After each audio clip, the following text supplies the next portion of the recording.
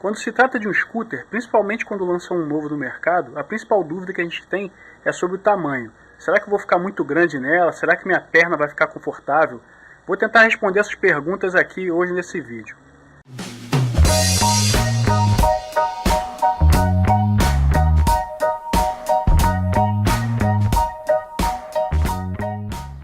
Sempre que você vai no site, nas especificações do scooter, tem lá primeiro nas especificações escrito comprimento vezes largura vezes altura, ou vice-versa, altura vezes comprimento. Essa altura você não pode se basear muito, porque aquela altura é a altura total da moto. E às vezes leva em consideração uma bolha, um retrovisor. Então não é isso que você quer. O principal é você saber o tamanho do assento. Você vai nas especificações e vai estar escrito o tamanho do banco ou o tamanho do assento. O tamanho do assento daqui da Lindy é de 73 centímetros. Comparado às principais motos, os scooters do mercado, ela fica entre 2,5 centímetros e 3 centímetros mais. Fica mais ou menos 3 centímetros de diferença para baixo. Algumas scooters PCX, NMAX, Anel, elas são todas 75 centímetros, 75,5, a não ser a Dafra. A scooter da Dafra, que é a CityClass 200i, ela é um pouco acima. Ela vai até 70, se eu não me engano, 78,5 centímetros. Então, na verdade, ela fica 5,5 centímetros acima dessa daqui. O que dá mais ou menos uns 3 dedos. As outras do mercado dão mais ou menos uns 2 dedos de diferença para cima. Dá alguma diferença? Dá sim. Dá um pouco de diferença se você é grande. Então, vocês me tendo como parâmetro, eu tenho 1,80 m. Tá? Eu tenho 1,80 m. Então, se você tem 1,75 m ou abaixo disso, eu acho que vai ficar bastante confortável. Você vê que o pé fica normal aqui, ó. Eu não preciso ficar com o pé muito esticado. Tá?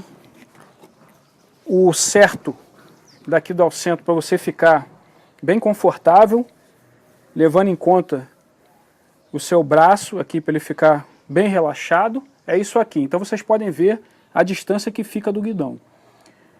Na rua, se você tem 1,80 m para cima, e aliás, tem 1,80 m e 78 quilos mais ou menos. Se você tem acima de 85 quilos, se você for pegar uma Lindy, é bom você se preparar para pelo menos trocar o amortecedor, colocar um amortecedor melhor.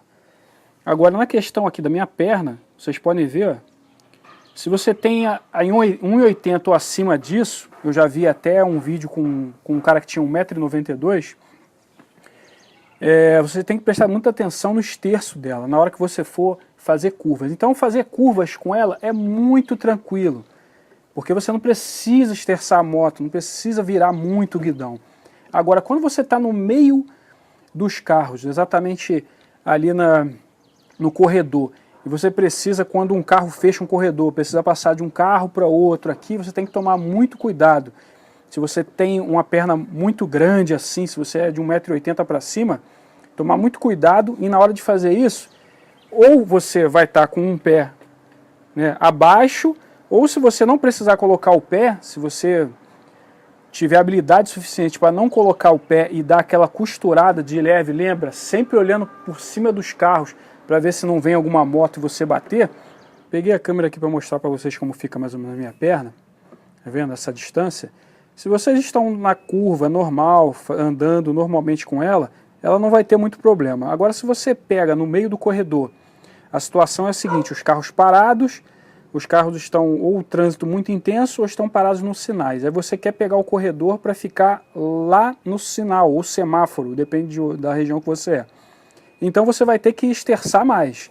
Então o ideal é você sempre estar com um pé no chão. Se você for colocar para a esquerda, você está com um pé virado para o chão, o que sobra dá espaço suficiente. Se você for virar para a direita, o pé da direita é no chão.